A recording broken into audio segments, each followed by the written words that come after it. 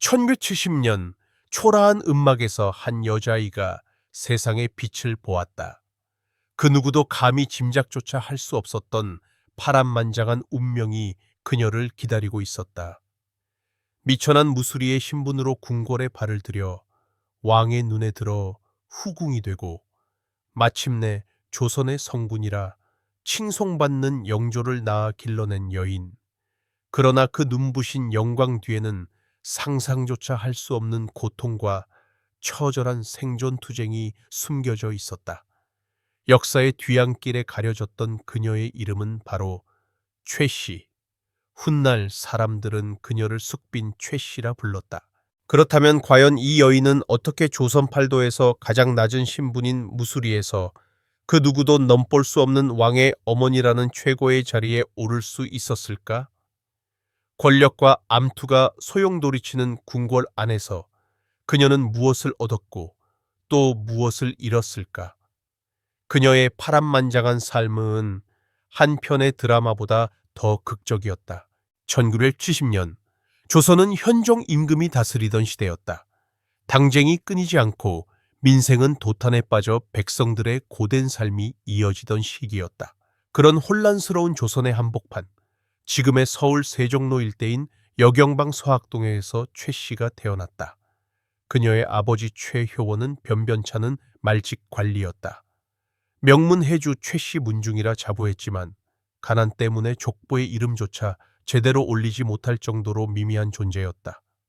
어머니 역시 남양홍 씨 집안의 딸이었지만 가세가 기울어 변변치 못한 가문 출신이었다. 그나마 집안에 내세울 만한 인물이라곤 할아버지 최태일 정도였는데 그마저도 생전에는 별 볼일 없는 관리에 지나지 않았고 훗날 그녀의 아들 영조가 왕위에 오른 후에야 의정부 우의정으로 추중되었을 뿐이었다. 최 씨가 태어난 집은 그야말로 초라하기 그지없었다.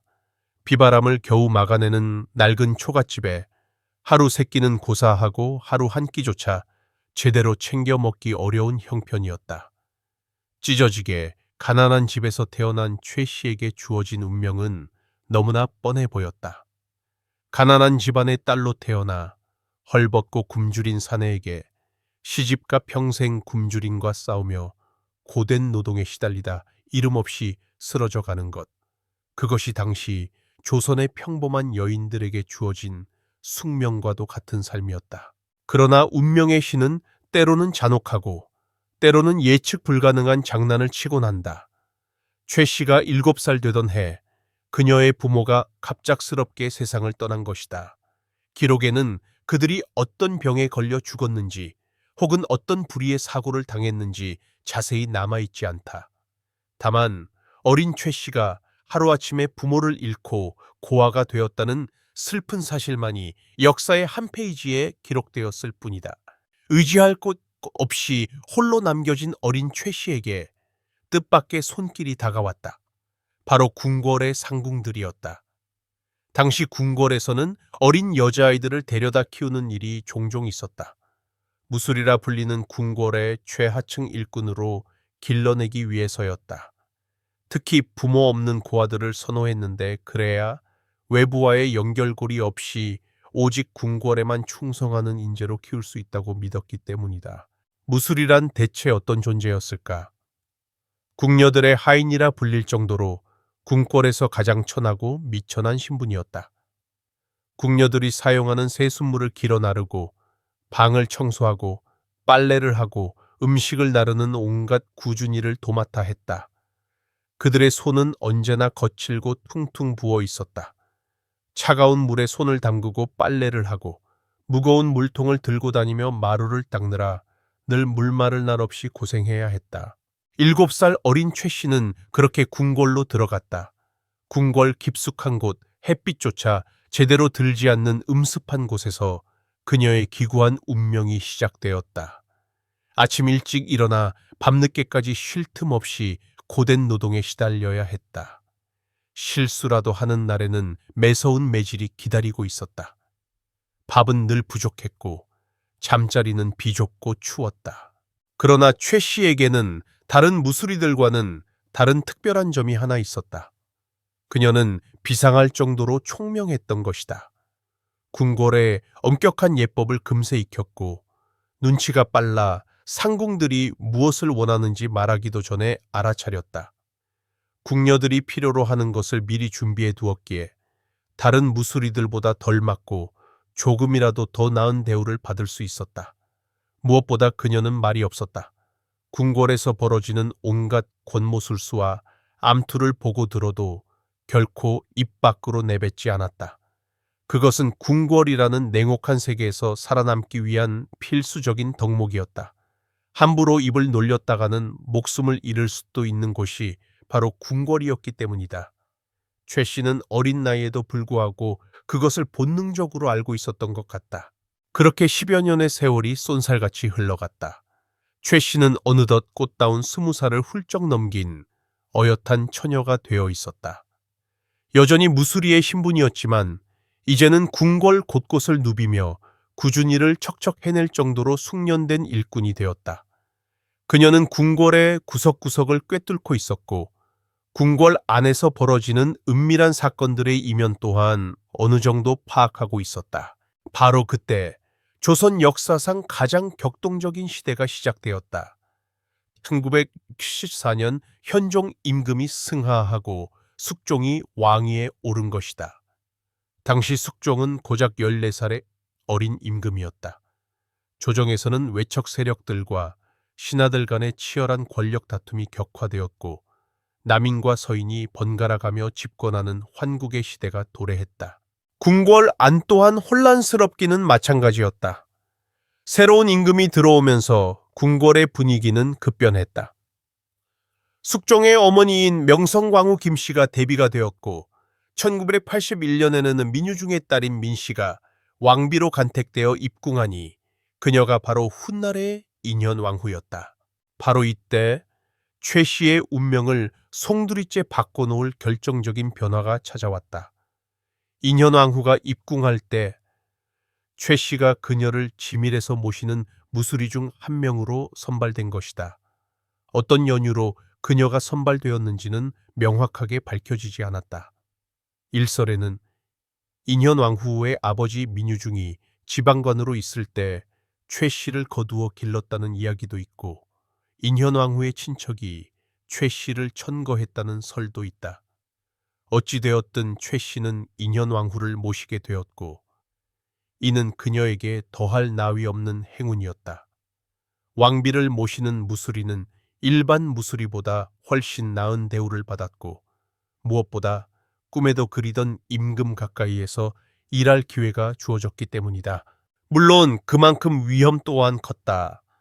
왕비와 임금 사이에서 벌어지는 미묘한 일들을 가장 가까이에서 지켜봐야 했고 자칫 잘못하면 걷잡을 수 없는 화를 당할 수도 있었다. 그러나 최 씨는 인현왕후를 정성껏 모셨다. 언제나 겸손하고 조용했으며 맡은 일에 최선을 다했다. 인현왕후 또한 그런 최 씨를 굳게 신뢰했다.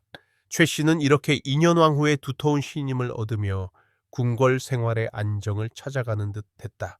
그러나 1989년 기사환국이라는 거대한 정치적 격변이 일어났다. 남인들이 인현왕후를 음해하여 폐비로 만들고 희대의 요부 장희빈을 새로운 왕비로 옹립한 것이다. 인현왕후는 폐서인이 되어 궁궐에서 쫓겨나게 되었다. 이때 최 씨 또한 인현왕후를 따라 궁궐을 나가야 할 위기에 처했다. 그러나 어찌된 영문인지 그녀는 궁궐에 남게 되었다. 아마도 그녀의 총명함을 알아본 누군가가 그녀를 은밀히 보호했을 것이다. 하지만 이제 그녀의 처지는 더욱 위태로워졌다. 폐비를 모셨던 무술이라는 낙인이 그녀를 끈질기게 따라다녔기 때문이다. 새로운 중전이 된 장희빈은 인현왕후와 관련된 사람들을 눈엣가시처럼 여겼다. 최 씨 또한 예외는 아니었다. 장희빈은 최 씨를 끊임없이 구박하고 괴롭혔다. 더욱 힘든 일을 시키고 온갖 트집을 잡아 매질을 일삼았다. 최 씨의 삶은 그야말로 지옥과 다름없었다. 하지만 최 씨는 굳건히 견뎌냈다. 이를 악물고 모진 고통을 참아냈다. 그녀에게는 다른 선택지가 없었다. 궁궐을 나간다고 해도 갈 곳이 있는 것도 아니었고 의지할 친정 또한 없었다. 오직 궁궐에서 살아남는 것만이 그녀에게 주어진 유일한 길이었다. 바로 그때 그녀의 인생을 송두리째 뒤바꿀 운명적인 순간이 찾아왔다. 어느 늦은 밤이었다. 최 씨는 홀로 궁궐의 한 정악에서 촛불을 켜고 무언가에 간절히 기도하고 있었다. 그녀는 과연 무엇을 기도했을까? 아마도 자신의 처참한 처지에서 벗어나게 해달라고, 혹은 죽은 부모님을 그리워하며 부디 편안히 잠드시길 빌었을 것이다. 그때 우연히 그곳을 지나던 사람이 있었다. 그는 다름 아닌 숙종 임금이었다. 숙종은 잠이 오지 않아 텅 빈 궁궐을 거닐다가 어두컴컴한 정악에서 새어나오는 희미한 촛불을 발견했다. 누가 이 밤중에 저곳에서 무엇을 하고 있는지 궁금했던 숙종은 발걸음을 멈추고 조용히 다가가 보았다. 그리고 그는 그곳에서 홀로 간절하게 기도하고 있는 최 씨를 발견했다. 촛불에 희미하게 비친 그녀의 모습은 처연하기 그지없었다.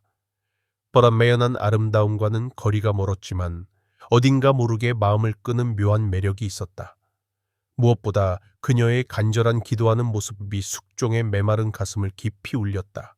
숙종은 조심스럽게 최 씨에게 다가가 말을 걸었다. 누구인지, 왜 이런 밤에 이곳에서 기도하고 있는지 물었다. 최 씨는 깜짝 놀라 굳어버렸다. 감히 임금이 직접 자신에게 말을 걸어올 것이라고는 상상조차 할 수 없었기 때문이다. 하지만 그녀는 차분하게 자신의 정체를 밝히고 죽은 부모를 위해 기도하고 있었다고 솔직하게 답했다. 숙종은 그녀의 솔직하고 꾸밈없는 대답에 깊은 호감을 느꼈다. 그리고 며칠 뒤 다시 그녀를 불렀다. 이번에는 좀 더 긴 시간을 할애하여 진솔한 대화를 나누었다. 최 씨는 비록 미천한 무술이 신분이었지만 궁궐에서 오랫동안 자라며 나름대로 쌓아온 지식과 식견을 갖추고 있었다. 무엇보다 겸손하고 조심스러운 그녀의 태도가 숙종에게는 신선하게 다가왔다. 당시 숙종은 정치적으로 매우 복잡하고 어려운 상황에 처해 있었다. 장희빈을 중전으로 세우기는 했지만 마음 한편으로는 폐비된 인현 왕후에 대한 죄책감과 미안함이 남아 있었다. 또한 남인들의 권세가 날로 강해지는 것에 대한 부담감 또한 떨쳐낼 수 없었다.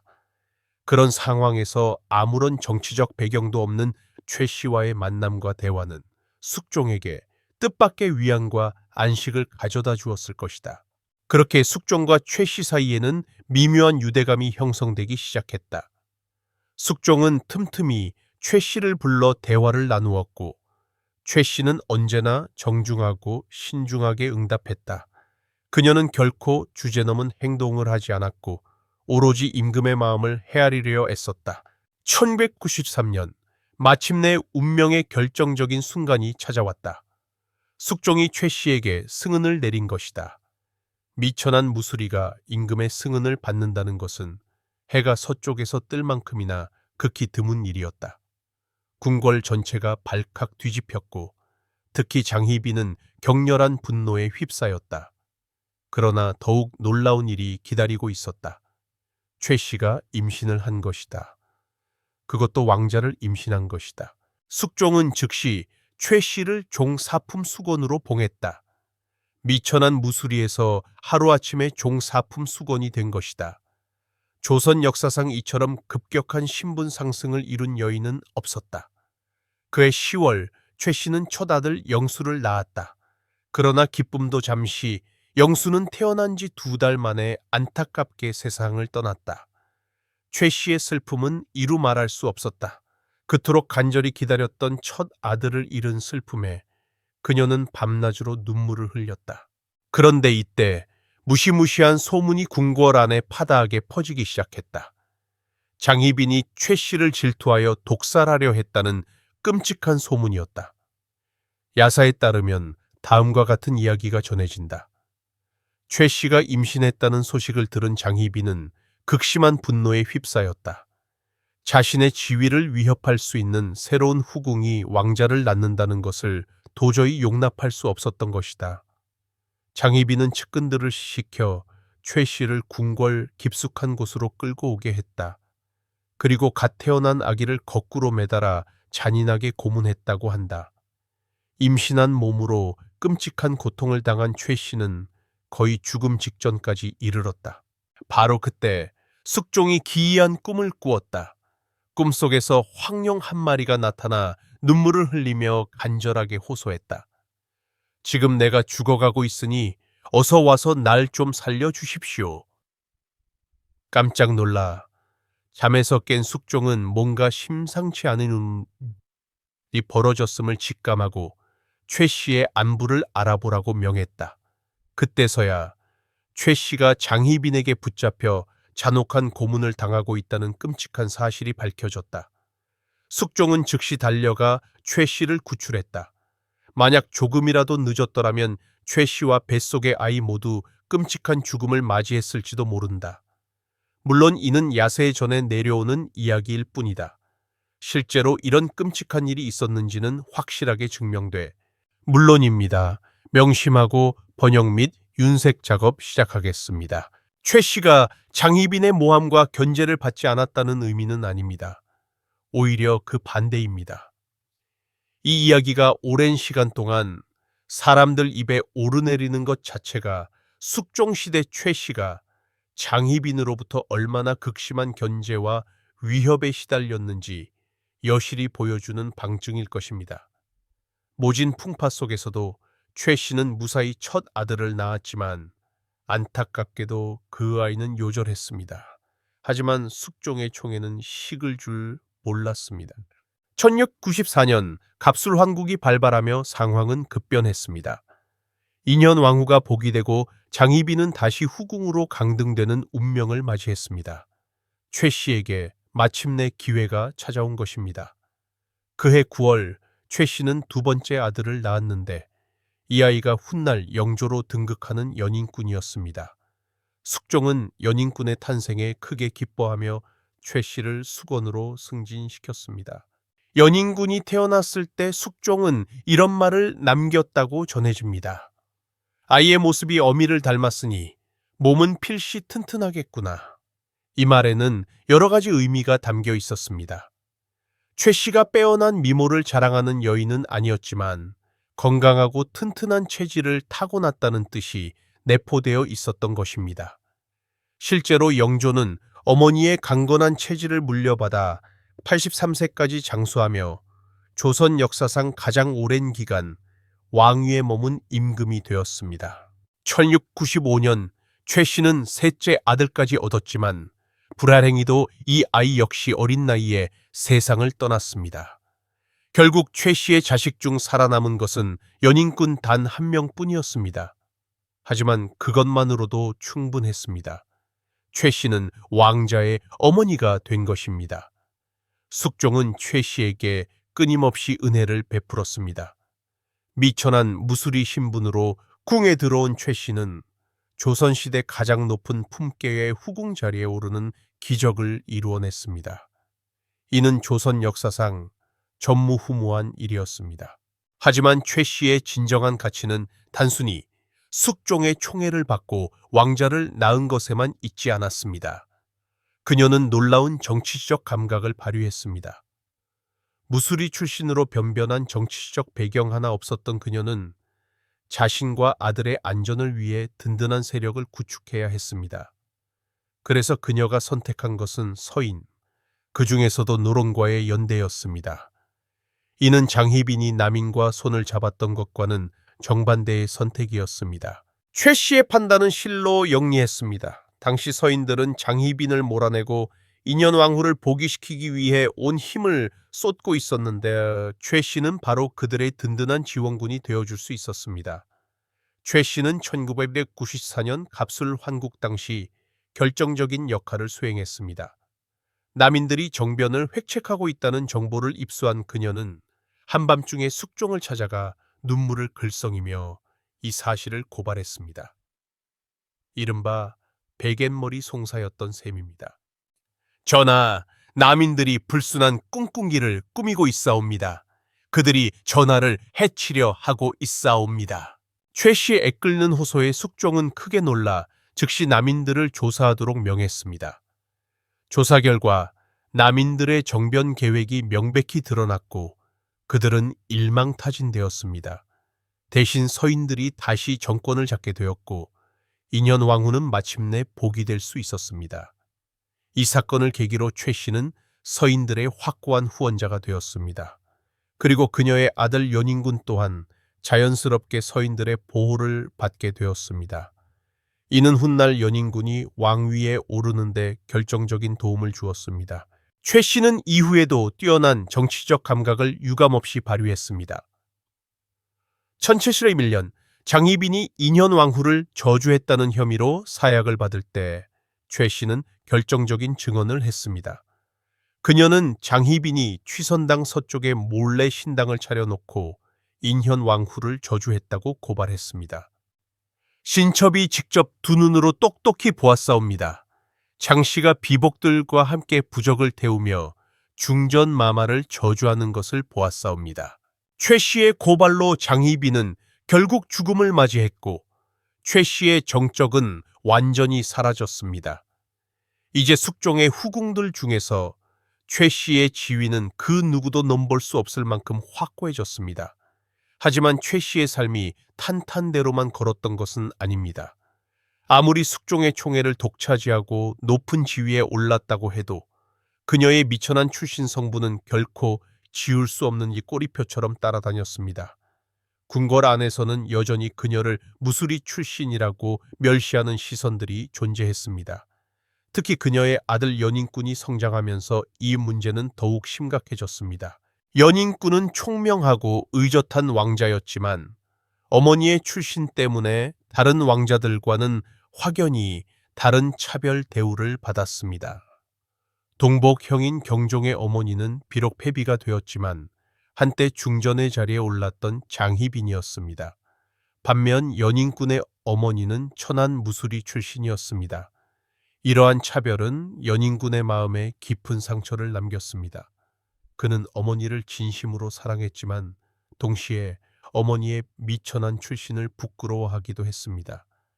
이처럼 복잡 미묘한 감정은 그가 훗날 영조로 등극한 후에도 끊임없이 그의 마음을 괴롭혔습니다. 최 씨는 아들의 복잡한 심경을 그 누구보다 잘 알고 있었습니다. 그래서 그녀는 더욱 조심스럽게 행동했습니다. 절대로 분수를 넘는 행동을 하지 않았고 언제나 겸손하고 신중했습니다. 그녀는 자신의 존재 자체가 아들에게 짐이 될 수 있다는 것을 잘 알고 있었습니다.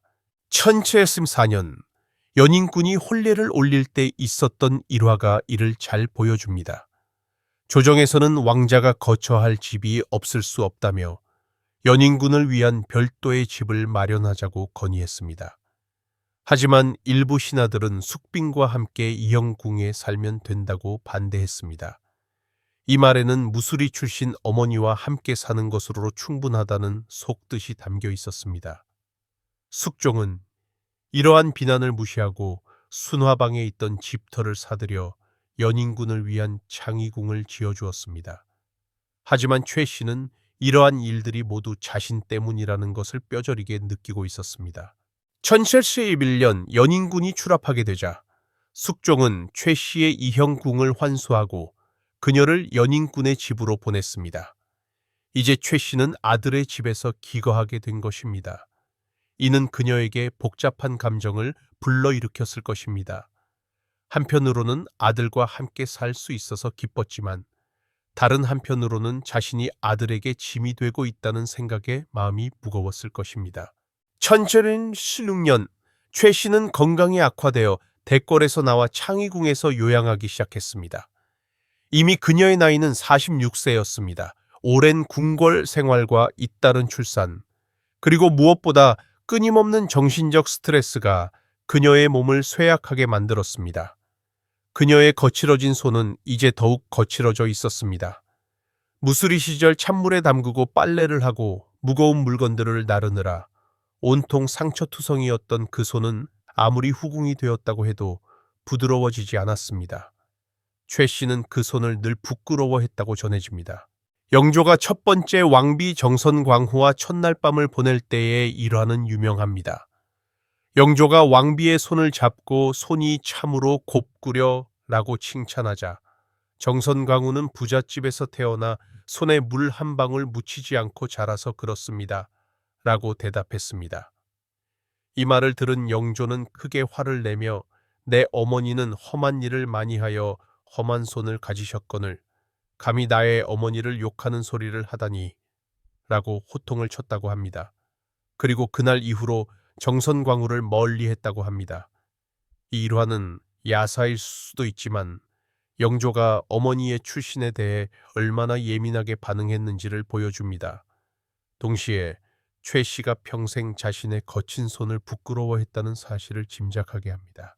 1718년 3월 9일 최 씨는 마침내 세상을 떠났습니다. 향년 49세였습니다. 그녀의 임종을 지킨 것은 아들 연인군이었습니다. 연인군은 어머니의 죽음을 매우 슬퍼했지만 서자였기 때문에 제대로 된 상례조차 치를 수 없었습니다. 후궁인 최 씨의 상례는 많은 제약이 따랐습니다. 연인군은 어머니를 위해 머리를 풀고 상복을 입을 수 없었고 거상 기간도 단축해야 했습니다.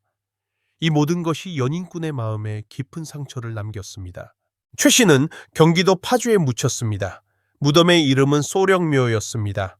왕이나 왕비의 무덤은 능이라 하고 왕세자나 왕의 부모의 무덤은 원이라 하며 그 외에는 묘라고 칭합니다. 후궁이었던 최 씨의 무덤은 당연히 묘였습니다. 하지만 5년 후 놀라운 일이 벌어졌습니다.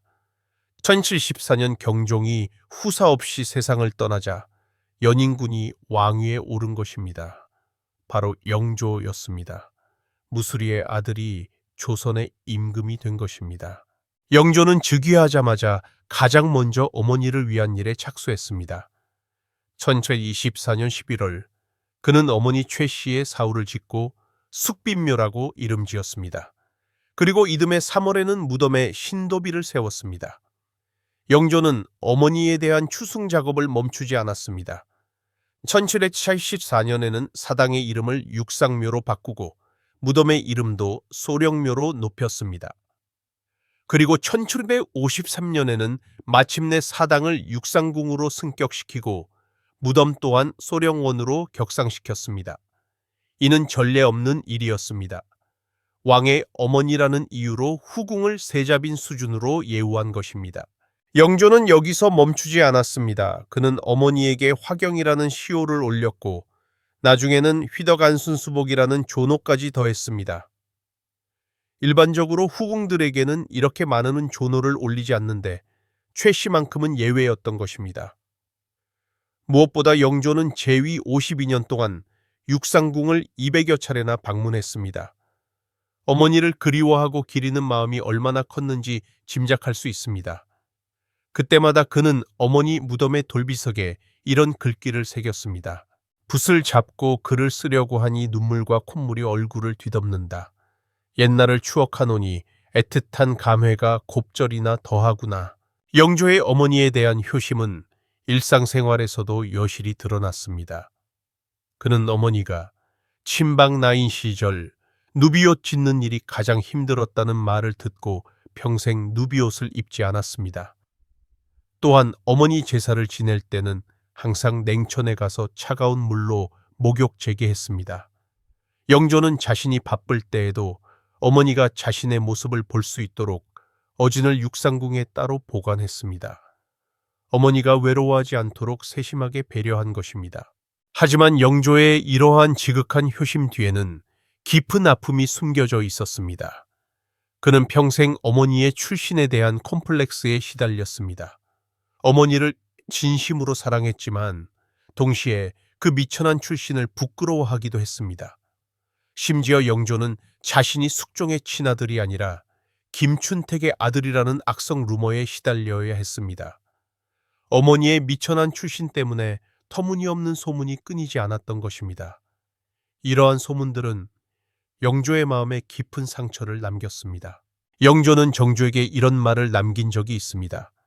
사치는 항상 소심하고 신중하였다. 이는 어머니 최 씨가 얼마나 조심스럽게 살았는지를 짐작하게 하는 대목입니다. 무수리 출신이라는 한계를 극복하기 위해 그녀가 얼마나 애썼는지를 영조는 누구보다 잘 알고 있었습니다. 영조는 심지어 어머니를 왕후로 추존하려고도 했습니다. 하지만 노론 예약자들의 강력한 반대에 부딪혀 뜻을 이루지 못했습니다. 숙종이 후궁의 중전 승격을 국법으로 금지했기 때문이기도 했습니다. 영조의 이러한 노력에도 불구하고 최 씨에 대한 평가는 여전히 엇갈립니다. 어떤 이들은 그녀를 조선판 신데렐라라고 칭송합니다. 천안 무수리에서 시작해 왕의 어머니 자리까지 오른 입지전적인 인물이라는 것입니다. 하지만 다른 이들은 그녀를 정치적 야심가로 평가절하 합니다. 무술이라는 신분의 한계를 뛰어넘기 위해 뛰어난 정치적 수완을 발휘하고 심지어 정적을 제거하는 데에도 앞장섰다는 것입니다. 특히 장희빈을 몰아내는 과정에서 그녀가 보여준 냉철함은 단순한 후궁의 모습과는 거리가 멀었습니다. 그렇다면 최 씨는 과연 어떤 여인이었을까요? 조선 최고의 로비스트였을까요? 아니면 단순히 운이 좋았던 여인이었을까요? 아마도 그녀는 두 가지 모습을 모두 지니고 있었을지도 모릅니다. 그녀는 다양한 얼굴을 지니고 있었다. 한편으로는 어린 나이에 부모를 잃고 궁궐의 냉혹한 현실 속에서 고독하게 살아남아야 했던 가련한 여인이었다. 권력 다툼이 끊이지 않는 궁궐 안에서 그녀는 어린 나이에 감당하기 힘든 슬픔과 고통을 겪어야 했다. 하지만 다른 한편으로는 뛰어난 정치적 감각과 통찰력으로 자신과 아들의 운명을 적극적으로 개척해 나간 지혜로운 여인이었다. 그녀는 궁중 암투의 소용돌이 속에서 놀라운 생존력을 발휘하며 자신의 목표를 향해 묵묵히 나아갔다. 무엇보다 그녀는 시대의 엄격한 한계를 극복한 불굴의 여성이었다. 조선은 엄격한 신분 사회였다. 태어날 때부터 정해진 신분은 마치 족쇄처럼 개인의 자유로운 삶을 억압했다. 특히 무수리와 같은 천한 신분에서 벗어나는 것은 상상조차 할 수 없는 일이었다. 그 누구도 감히 넘볼 수 없는 견고한 유리장벽과 같았다. 하지만 숙빈 최 씨는 그 불가능을 가능으로 만들었다. 그녀는 굳게 닫힌 운명의 문을 열고 새로운 역사를 써 내려갔다. 물론 운도 따라주었지만 그녀의 끊임없는 노력과 뛰어난 지혜가 없었다면 결코 불가능했을 것이다. 그녀는 궁궐에서 오랫동안 생활하며 엄격한 궁중 예법을 몸에 익혔고 복잡하게 얽힌 정치적 상황을 날카롭게 분석하는 안목을 길렀으며 무엇보다 자신의 감정을 다스리는 강인한 절제력을 키웠다. 숙빈 최 씨의 삶에서 가장 인상적인 것은 바로 그녀의 놀라운 절제력이었다. 무수리에서 숙빈의 자리까지 오르는 험난한 과정 속에서 그녀는 단 한 번도 경거망동하거나 주제넘은 행동을 하지 않았다. 마치 얼음판을 걷듯 언제나 겸손하고 조심스러웠으며 신중하게 판단하고 행동했다. 이러한 태도는 숙종의 마음을 사로잡았고 오랫동안 깊은 총애를 유지할 수 있게 해주었다. 그녀는 자신의 욕망을 드러내기보다는 숙종의 마음을 헤아리고 그의 뜻에 따르려 노력했다. 또한 그녀는 뛰어난 정치적 판단력을 발휘하여 자신의 입지를 굳건히 했다. 당시 팽팽하게 맞서고 있던 남인과 서인 사이에서 장희빈이 남인과 손을 잡은 것과 달리 그녀는 과감하게 서인과 손을 잡았다. 이는 매우 영리하고 빈밀한 선택이었다. 결국 서인이 정치적 승리를 거머쥐었고 그녀의 아들 영조 또한 왕위에 오를 수 있었다. 숙빈 최 씨의 결단은 역사의 흐름을 바꾼 중요한 사건이었다. 그러나 숙빈 최 씨의 성공에는 감당하기 힘든 큰 대가가 따랐다. 그녀는 천안 무수리 출신이라는 자신의 과거를 숨기기 위해 거친 손을 감추려 애썼고 사람들의 차가운 시선을 피해야 했다.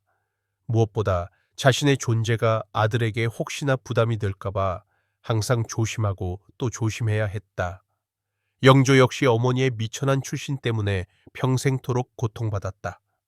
그는 어머니를 깊이 사랑했지만 동시에 그녀의 출신을 부끄러워하는 복잡한 감정을 느꼈다. 이러한 복잡한 감정은 그의 성격에도 지대한 영향을 미쳤다. 영조가 유독 예민하고 까다로웠던 것은 어머니에 대한 깊은 애정과 동시에 숨길 수 없는 콤플렉스 때문이었을 것이다. 하지만 숙빈 최 씨가 영조에게 물려준 것은 콤플렉스만이 아니었다. 그녀는 아들에게 강인한 정신력과 뛰어난 절제력, 그리고 현실을 냉철하게 직시하는 통찰력을 물려주었다. 영조가 83세까지 장수하며 52년간 조선을 다스릴 수 있었던 것은 어머니로부터 물려받은 이러한 고귀한 자질들 덕분이었다. 영조는 어머니로부터 검소함 또한 배웠다. 그는 조선의 어느 임금보다도 유독 검소한 생활을 실천했다. 그는 화려한 궁중 음식보다는 소박한 보리밥과 채식을 즐겼고 사치를 멀리하며 백성을 위한 정치를 펼쳤다. 이러한 검소한 모습은 어머니 숙빈 최 씨의 영향을 받은 것이 분명하다. 또한 영조는 어머니로부터 백성을 사랑하는 마음을 물려받았다. 천안 무수리 출신인 어머니 덕분에 그는 백성들의 고통을 그 누구보다 잘 이해할 수 있었다. 그래서 그는 가혹한 형벌을 폐지하고 균역법을 시행하여 백성들의 무거운 짐을 덜어주려 애썼다. 숙빈 최 씨의 숭고한 영향력은 정조에게까지 이어졌다. 정조는 증조 할머니인 숙빈 최 씨를 매우 존경했다. 그는 숙빈 최 씨를 소심하고 신중한 분이라고 평가하며 그녀의 고귀한 덕목을 본받으려 끊임없이 노력했다. 그렇다면 우리는 숙빈 최 씨를 어떻게 평가해야 할까? 그녀는 분명 논란의 여지가 있는 복합적인 인물이다. 한편으로는 불굴의 의지로 자신의 운명을 개척하고 신분의 한계를 극복한 위대한 여성이었지만, 다른 한편으로는 정치적 야망을 위해 수단과 방법을 가리지 않았던 냉혹한 인물이기도 했다. 하지만 그녀를 단순한 선악의 기준으로 판단하기는 매우 어렵다. 그녀가 살았던 시대는 여성에겐 너무나 가혹한 시대였다. 특히 무수리와 같은 최하층 여성에게는 자신의 의지대로 선택할 수 있는 자유가 거의 없었다. 그러한 척박한 상황 속에서 그녀가 보여준 강인한 생존 의지와 뛰어난 지혜는 오히려 감탄할 만하다. 무엇보다 숙빈 최 씨는 조선 사회의 모순을 극명하게 보여주는 상징적인 인물이다. 엄격한 신분제 사회의 억압적인 현실과 동시에 그 한계를 뛰어넘을 수 있는 놀라운 가능성을 동시에 보여주었기 때문이다. 그녀의 파란만장한 삶은 조선 후기 사회 변화의 한 단면을 보여주는 소중한 사례라고 할 수 있다. 또한 숙빈 최 씨는 여성사의 관점에서도 매우 중요한 의미를 지닌다. 남성 중심 사회에서 여성이 어떻게 자신의 길을 개척하고 운명을 바꿀 수 있는지를 보여준 선구자적인 인물이기 때문이다. 물론 그 과정에서 수많은 희생과 아픔이 따랐지만, 그럼에도 불구하고 그녀는 자신의 운명을 스스로 개척해 나간 주체적인 여성이었다. 숙빈 최 씨의 이야기는 오늘날 우리에게도 많은 시사점을 던져준다. 출신이나 배경에 관계없이 자신의 노력과 지혜로 얼마든지 성공할 수 있다는 희망과 용기를 불어넣어 주기 때문이다. 동시에 성공을 위해서는 어떠한 대가를 치러야 하는지, 그리고 진정한 행복의 의미는 무엇인지 다시 한번 생각해 보게 한다. 영조는 어머니의 무덤에 쓴 비문에서 이렇게 말했다. 어머니의 덕은 깊고 넓어서 말로 다 표현할 수 없다. 아들의 눈에 비친 어머니는 그저 사랑스럽고 존경스러운 분이었다. 그녀의 출신이 어떠하든 어떤 한계가 있었든 상관없이 말이다. 숙빈 최 씨는 1718년 파란만장한 삶을 마감했지만 그녀의 숭고한 영향력은 조선 말기까지 이어졌다. 그녀의 후손들은 영조를 거쳐 정조, 순조로 이어지는 조선 왕조의 정통성을 확립했다. 철종까지가 그녀의 직계 후손이었다. 천안 무수리의 핏줄이 조선 왕실의 주류가 된 것이다. 하지만 그 후손들 모두는 어머니의 미천한 출신을 잊지 못했다. 정조뿐만 아니라 순조도, 헌종도, 철종도 모두 무수리의 후손이라는 꼬리표를 달고 살아야 했다. 이는 숙빈 최 씨가 남긴 영광인 동시에 감당해야 할 무거운 짐이기도 했다. 그렇게 본다면 숙빈 최 씨의 성공은 완전한 성공이라고 할 수 없을지도 모른다. 그녀는 신분의 한계를 뛰어넘었지만 그 한계를 완전히 지워버리지는 못했다. 여전히 사람들은 그녀를 무수리 출신으로 기억했고 그녀의 후손들도 그 사실을 숨길 수 없었다. 하지만 그럼에도 불구하고 숙빈 최 씨의 삶은 충분히 극적이고 의미 있다. 그녀는 주어진 척박한 환경에 굴복하지 않고 끝까지 자신의 길을 찾아 나섰다. 비록 완벽하지는 않았지만 분명히 자신만의 역사를 만들어냈다. 오늘날 우리가 숙빈 최 씨를 기억하는 이유는 그녀가 완벽한 성공을 이루었기 때문만은 아니다. 불완전한 조건 속에서도 포기하지 않고 끝까지 최선을 다했기 때문이다. 그리고 그 과정에서 보여준 인간적인 모습들 때문이다. 거친 손을 부끄러워하면서도 아들을 위해서는 무엇이든 헌신했던 어머니, 천안무술이라는 굴레를 벗어나고자 끊임없이 노력했지만 끝내 그 그림자에서 완전히 벗어나지 못했던 여인, 성공했지만 완전히 행복하지는 못했던 인생. 바로 이러한 모습들이 숙빈 최 씨를 더욱 인간적이고 매력적인 인물로 만들어준다. 숙빈 최 씨의 이야기는 여기서 끝나지 않는다. 그녀가 남긴 숭고한 흔적들은 오늘날까지도 우리 곁에 남아있다. 서울 종로구에 있는 칠궁의 육상궁에는 아직도 그녀의 위패가 모셔져 있다. 경기도 파주의 소련권에는 그녀의 무덤이 자리 잡고 있다. 그리고 무엇보다 그녀가 키워낸 아들 영조가 이룬 위대한 업적들이 우리 역사 속에 고스란히 남아있다. 탕평책, 균역법, 금주령 등 영조의 개혁 정책들은 모두 어머니로부터 물려받은 백성을 사랑하는 마음에서 비롯된 것이었다. 숙빈 최 씨, 천안 무수리에서 시작해서 조선의 어머니가 된 파란만장한 여인, 그녀의 삶은 한편의 장대한 드라마와 같았다. 그리고 그 드라마는 아직도 끝나지 않았다. 우리가 그녀를 기억하고 그녀의 이야기를 끊임없이 들려주는 한 말이다. 그녀의 이야기를 통해 우리는 무엇을 배울 수 있을까? 어떠한 어려운 환경에서도 포기하지 않는 강인한 의지의 중요성을, 현실을 냉철하게 직시하면서도 꿈을 잃지 않는 지혜를, 그리고 성공 이후에도 겸손함을 잃지 않는 고귀한 품성의 소중함을 배울 수 있을 것이다. 숙빈 최 씨는 완벽한 인물은 아니었다. 하지만 그렇기에 더욱 우리에게 가깝게 느껴진다. 그녀의 성공과 좌절, 기쁨과 슬픔, 자랑스러움과 부끄러움이 모두 우리의 모습과 닮아 있기 때문이다. 조선의 무수리 숙빈 최 씨, 그녀의 이름은 역사 속에서 영원히 기억될 것이다.